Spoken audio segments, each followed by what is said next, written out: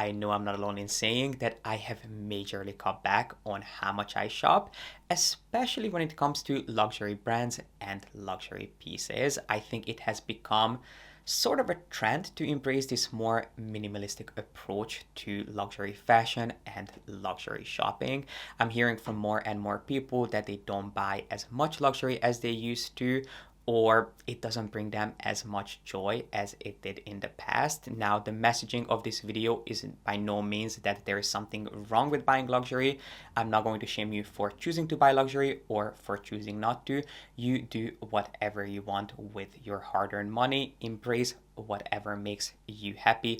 That's what it ultimately comes down to. But if you're in the same boat as me and you feel like you're tired of chasing trends and always chasing the latest and greatest, or maybe you don't want to keep up with the Joneses anymore, this might be a fun video for you to watch.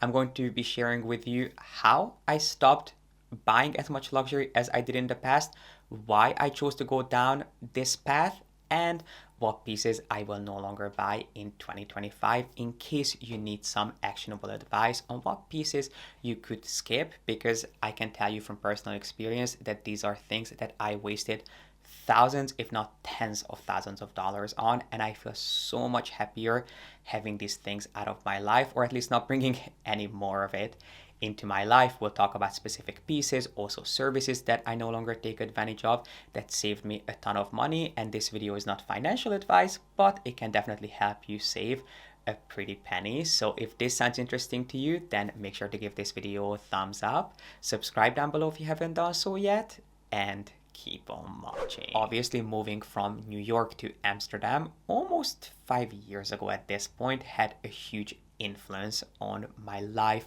and also my lifestyle. I have definitely noticed that people in Amsterdam don't dress up nearly as much as people in New York do, or that they don't take as much pride in dressing up. And I'm sure that there is an exception to the rule. If you want to go to the most luxurious shopping street, you will see people dressed in designer pieces, but it's a lot more rare as it is in other bigger cities. And I'm not sure if it's just because of the culture here, but I think it's also because of the way people move around in this city. Because in New York, I used to take the subway, or I would hop in an Uber or a cab, although not that often, because if you know New York, you know how bad traffic can be.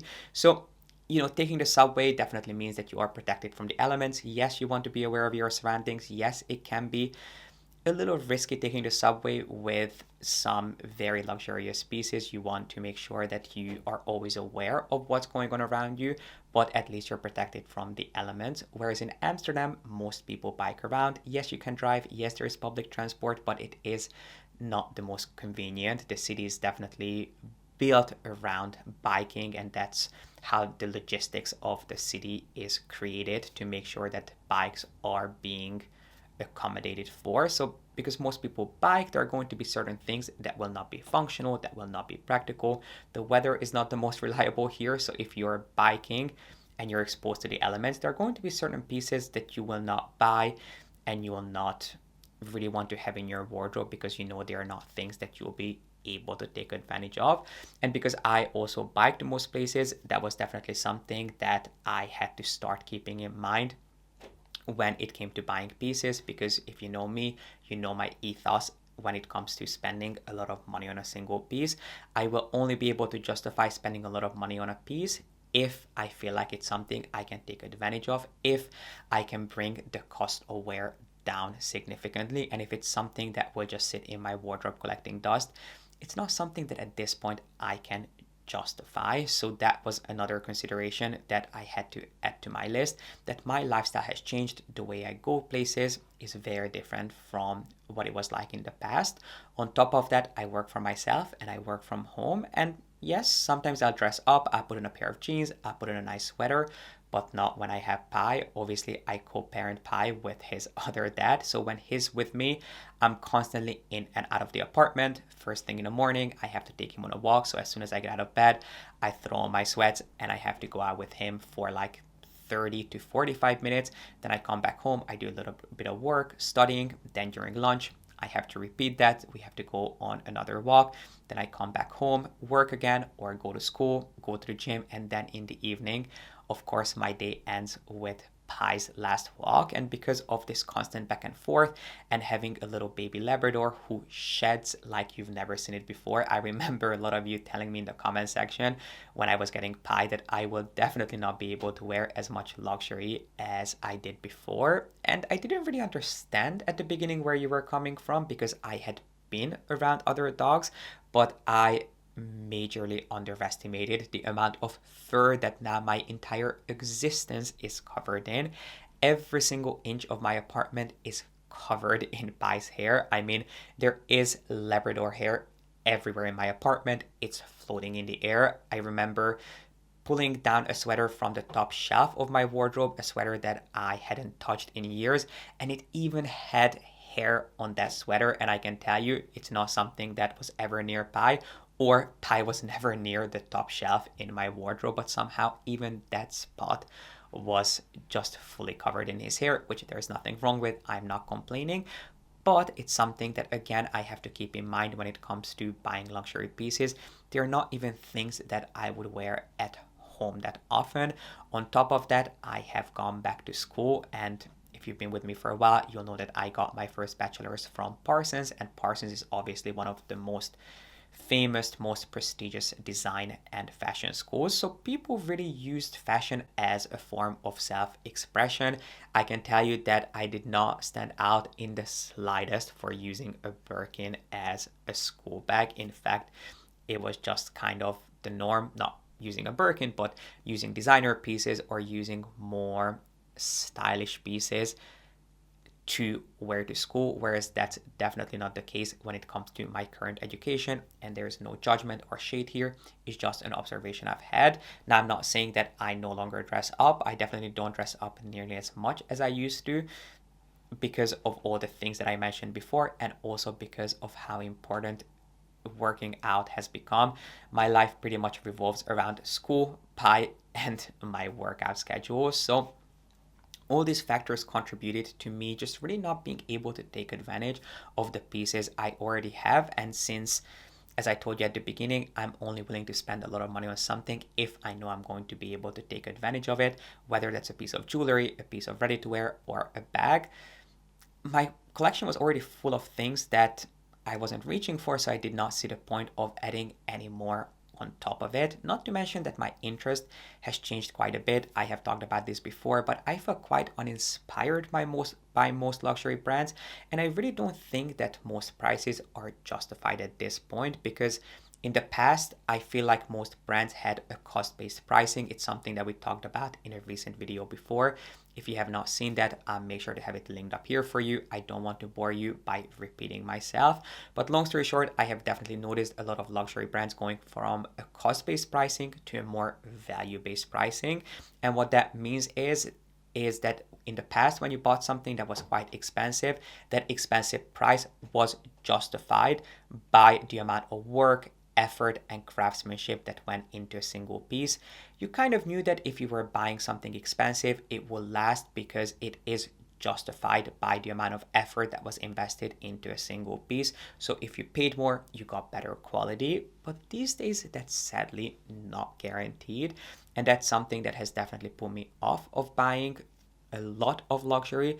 And also, I think the aesthetics and the trends have changed significantly when it comes to some of the big, extremely popular luxury fashion houses that I followed in the past, Hermes included. I'm not nearly as invested in the brand as I used to be, and I will move on to specific pieces that I will no longer buy because I don't think they really speak to me at this point. They either do the same things that they are known for, which there's nothing wrong with. It's great to have a brand that's so dependable and so reliable, but there's only so many Western-inspired pieces that I can buy. There are only so many pieces with a Kelly twist closure that I have the need for in my collection. Not that I have a need for a single one of them, but more like the want that I have for pieces with a Kelly twist closure in my collection. Or there are other pieces just don't really speak to me. They're more commercialized, more fast fashion pieces, which definitely speak to a completely new audience that they are trying to entice. And it's clearly working because Hermes is one of the only luxury brands that seems unbothered by everything that's going on in the world, the uncertain state of the economy, people not spending quite as much. Regardless of all of that, Hermes is still doing unbelievably well. So they are definitely doing something right.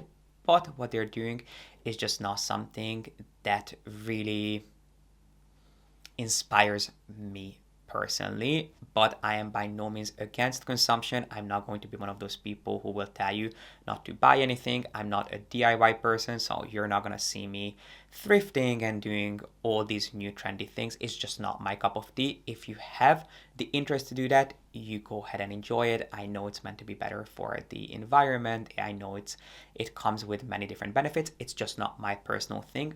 But what I can tell you is that I have been a lot more intentional with what I buy. And also the fact that I went back to school not only changed my lifestyle, but also the way I work. I don't work as much as I used to because I don't have that much time. I am having to spread myself a little bit thinner than I did in the past.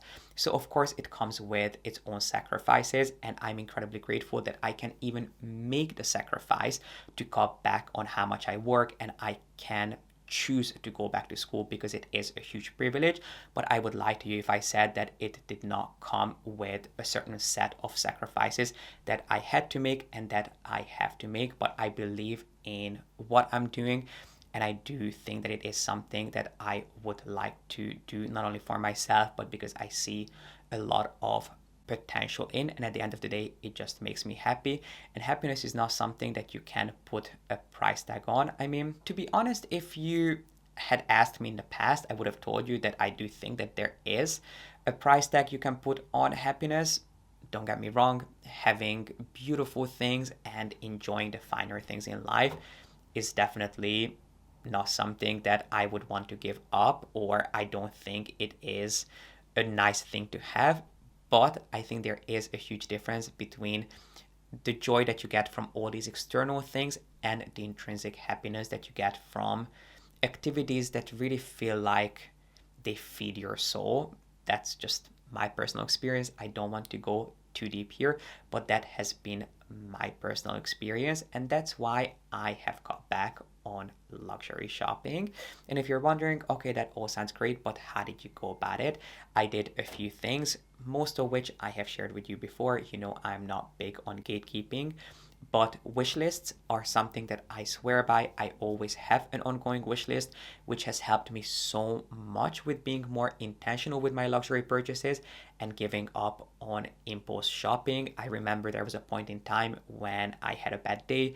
I would treat myself to something nice to cheer myself up. Sometimes it was a larger, more significant piece. Other times it was something that only cost a couple $100s, but it really builds up over time.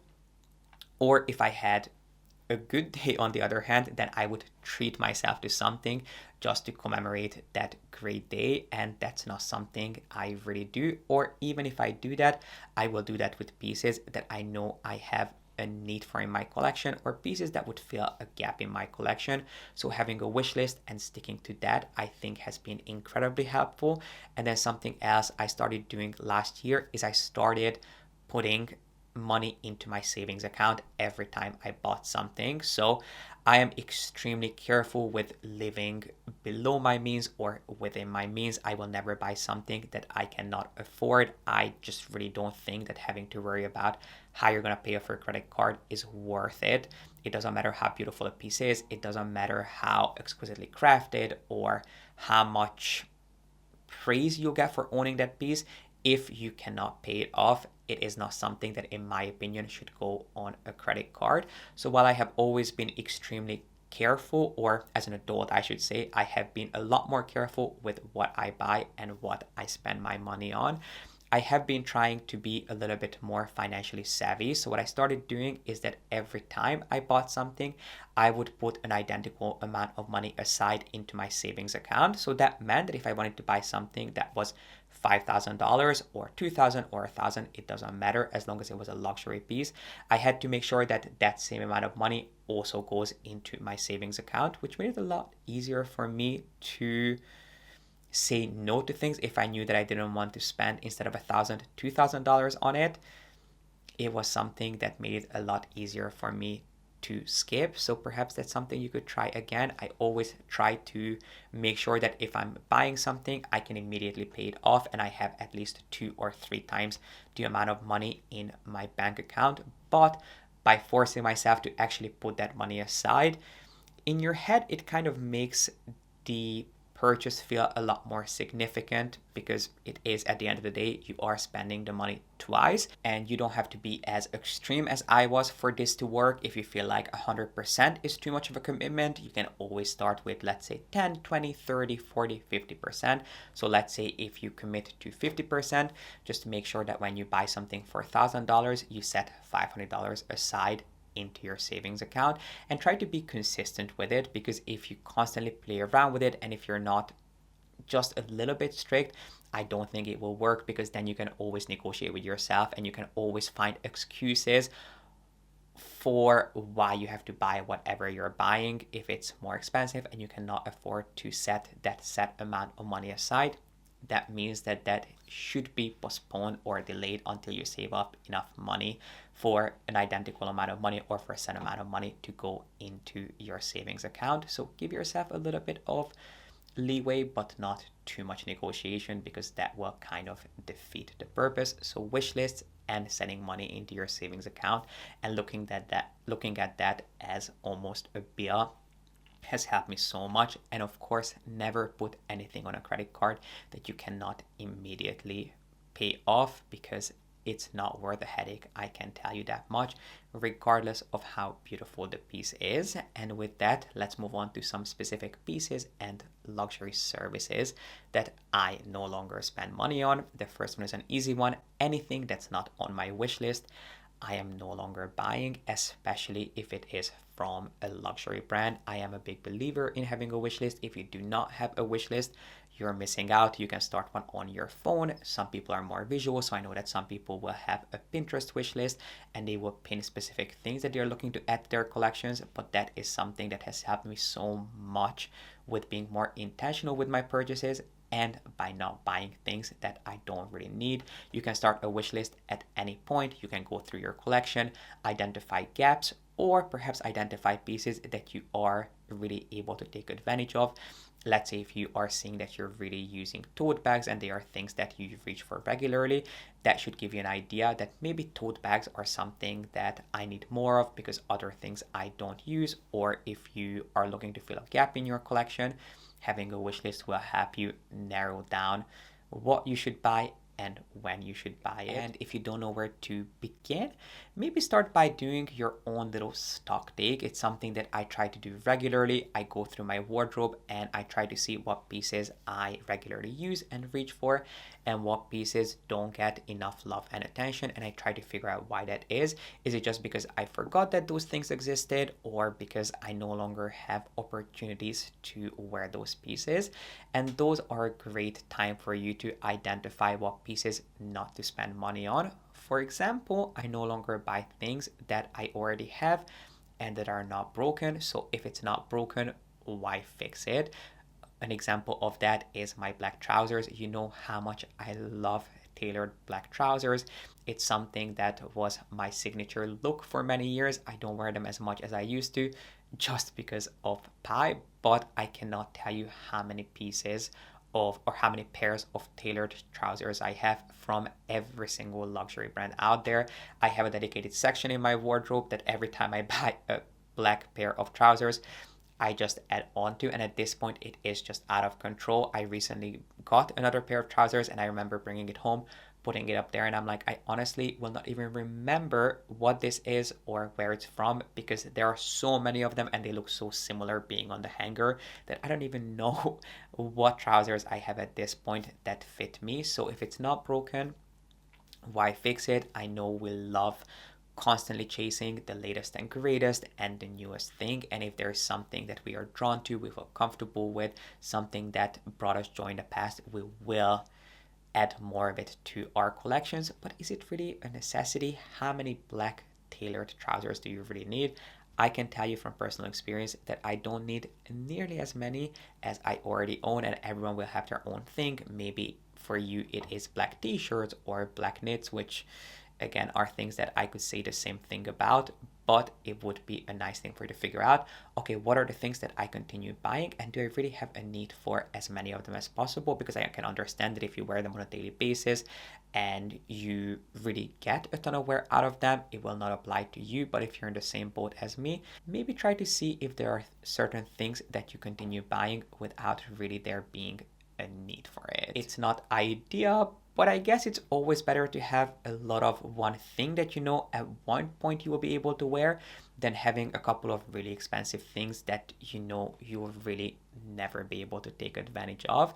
And I think that's the case when it comes to these glamorized pieces. I hope I'm not the only one who does this, but have you ever done this? Have you ever bought something thinking that, I know that one day when I go to a fashion week event, or when I go to a fashion show, or when I go to an après ski or a really fancy trip, I'll then have a chance to wear this piece? And how often does that really happen?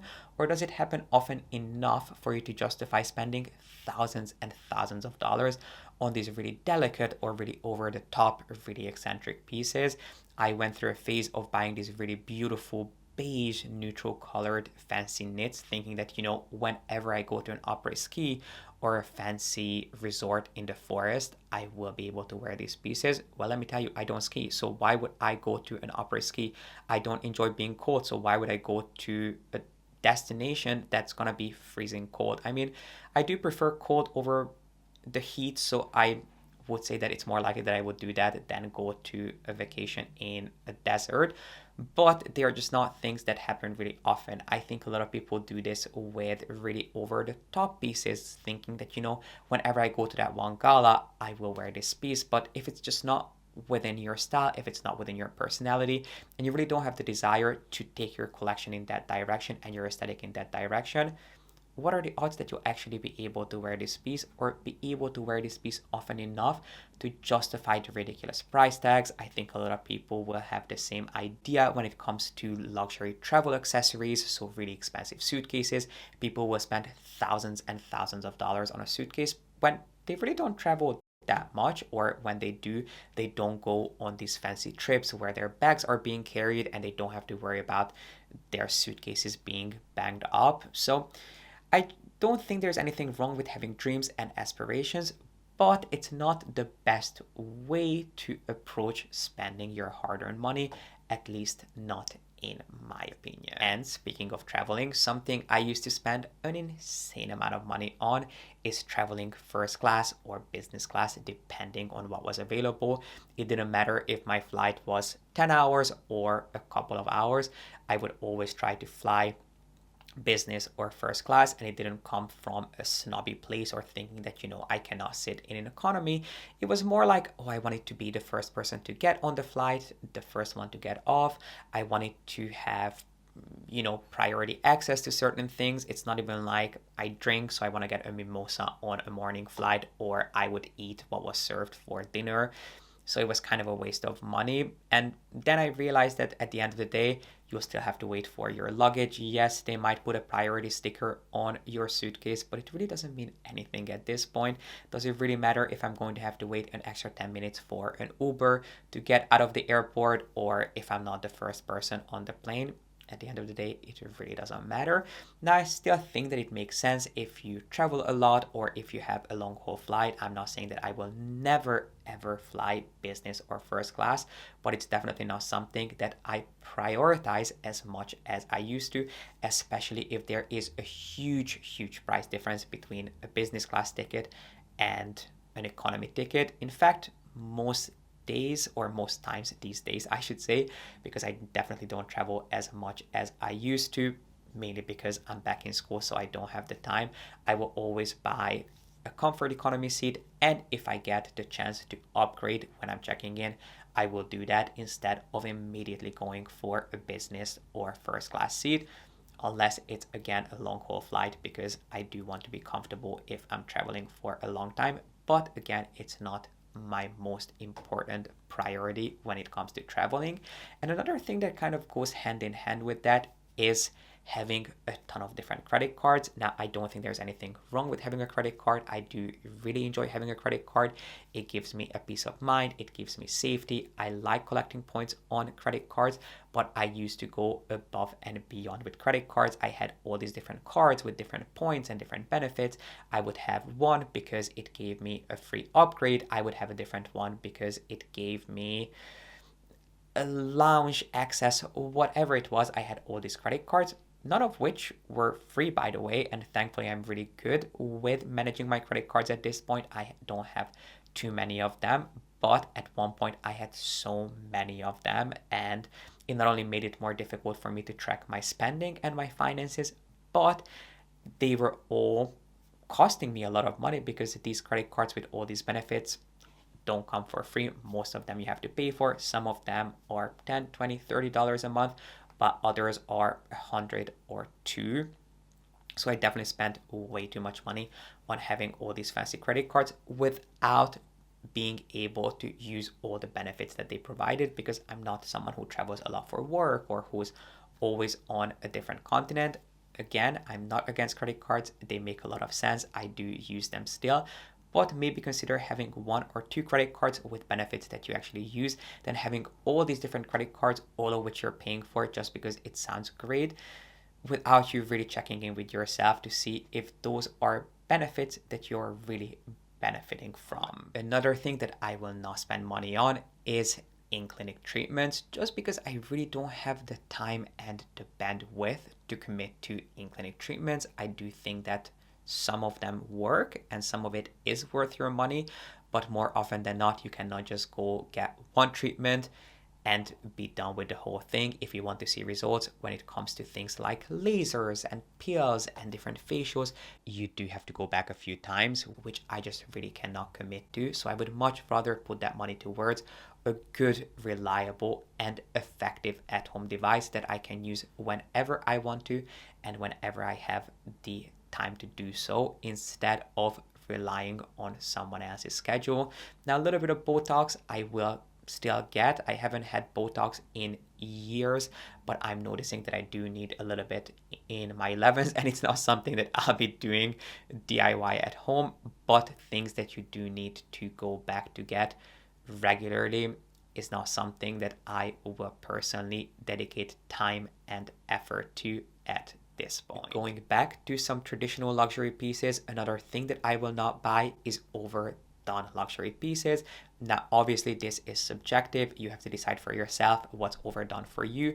For me, it is pieces that I will see over and over again on social media, pieces that whenever I go luxury shopping, I see on every person or every other person, and things that don't stand out because of the quality. So the Birkin would be a good example of that. You might ask me, would you still consider buying a Birkin when it is so popular, so common? And yes, I understand that it is also part of the echo chamber. Yes, if you consume a lot of social media content that revolves around luxury fashion, you will be served content that feeds you the things that you're used to seeing, because the whole point of social media algorithm is that they try to keep you on their platforms for as long as possible by providing you content that they know you're going to be interested in. So you can often feel like that every person has a Birkin out there, which is not the case, but I do see a lot of it, and I do see a lot of it whenever I go to events or when I go to these luxury stores. I see a lot more of them than I did in the past, but the Birkins are still a little bit different to me because of their quality. However, I definitely feel like that they are becoming quite overdone in my personal opinion. That is just my opinion personally. To me, they don't feel as special as they did in the past. Another thing is, of course, you'll know most of Cartier's more popular pieces. So the Cartier love bracelet and just to include creations, and I have several different videos on some of the most overdone luxury pieces. And last but not least, this change I think is going to make the biggest difference, even though it might not seem like it at first glance, because here we're talking about pieces that are a couple $100s, which is of course a lot of money to spend, but not in comparison to pieces that we talked about before, like an Avalon blanket or a Birkin bag. These pieces might only cost you only a couple $100s. They really add up, especially if you buy these more regularly. And these are the sort of luxury candy, I would call them. You know, when you go to a grocery store, there are always these little candies and gums and chocolate bars that encourage you to make an impulse purchase. I feel like a lot of luxury brands do that these days with their more entry-level pieces. So fragrances, sunglasses, luxury skincare. This is kind of an umbrella term that I use for all these more accessible luxury pieces that are still incredibly expensive, but not nearly as expensive as even SLGs at this point. I mean, I could have also said that I no longer buy SLGs, which to me was life-changing, but that is a personal preference. I couldn't tell you when was the last time I reached for an SLG, because most of my cards are on my phone or on my Apple Watch. So yes, luxury SLGs are also something that I don't spend money on, especially considering how insanely expensive they have become in the past couple of years.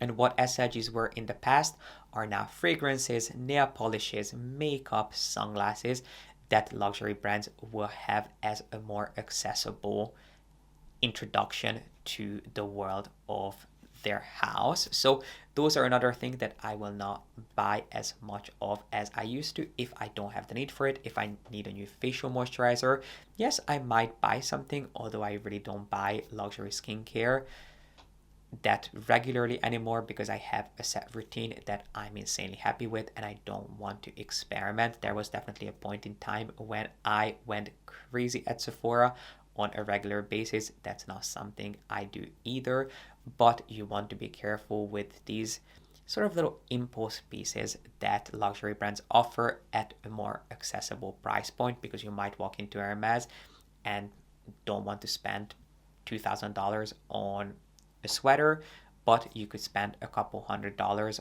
on a lipstick and a nail polish. It might not be something that you want to do, especially if you're working towards a larger goal or a larger piece, because it might not seem like that much of an investment, but these things do add up over time. And there's a really easy way to avoid this mistake, and that is to have a wish list. My friends, I would love to hear from you in the comment section. What luxury pieces are you no longer buying? Are you still consuming a lot of luxury? Have you also seen a shift in your own preferences? I would love to hear what you have to say about this topic. And if you enjoyed it and you got something out of it, make sure to give this video a thumbs up and subscribe if you haven't done so yet. I really appreciate you being here and watching, and I cannot wait to see you back here with a new video really soon.